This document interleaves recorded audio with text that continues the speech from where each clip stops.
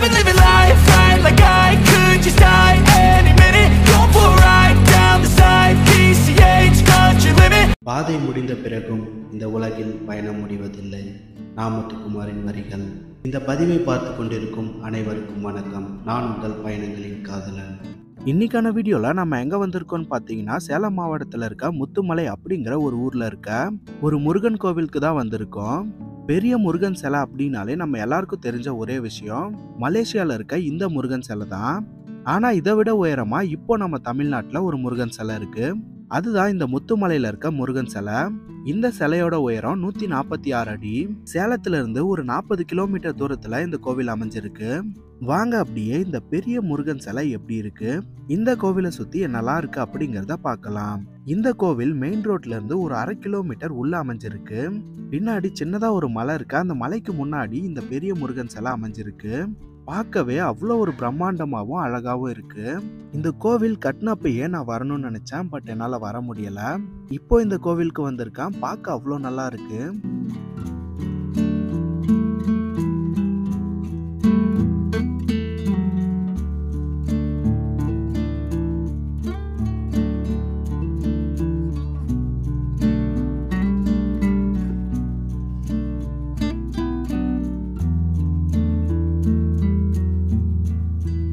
நாங்க போனப்ப கூட்டம் கொஞ்சம் அதிகமாவே இருந்தது.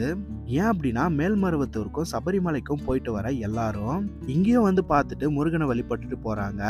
அதனால இந்த நேரத்துல கொஞ்சம் கூட்டம் அதிகமாவே இருக்கு. வாங்க அப்படியே உள்ள போய் இந்த பிரம்மாண்ட சிலைய பக்கத்துல பார்க்கலாம்.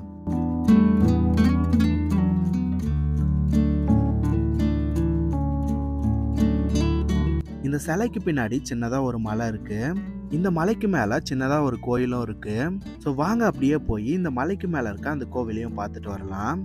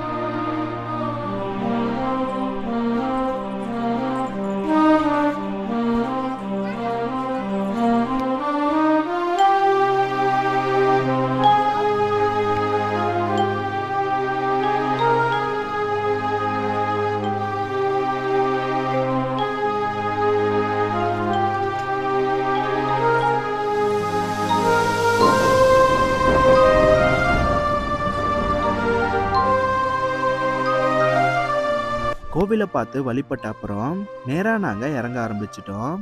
இந்த கோவிலோட சிறப்பு என்ன அப்படின்னா, முருகனோட 6 படையில இருந்தும் மண் எடுத்துட்டு வந்து கலசத்துல வச்சு பூஜை பண்ணி தான் இந்த கோவிலை கட்டியிருக்காங்க.